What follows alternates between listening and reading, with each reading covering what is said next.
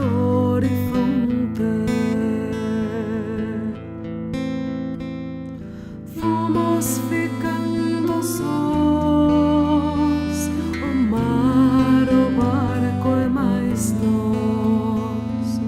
Fomos ficando sós, o mar, o barco e mais nós.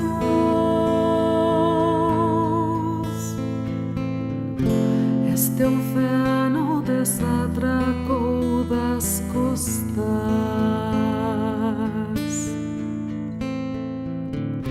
e os ventos da roseta orientaron seu escanzo.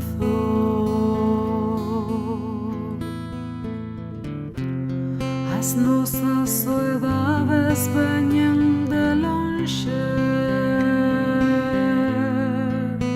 como as horas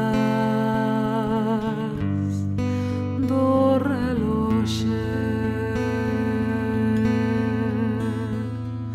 Fomos ficando sós, o mar, o barco e mais nós.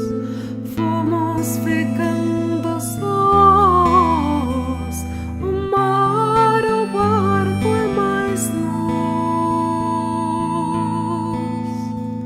Pero tamén sabemos a maniobra dos navíos que fondean a sotavento dunha singladura.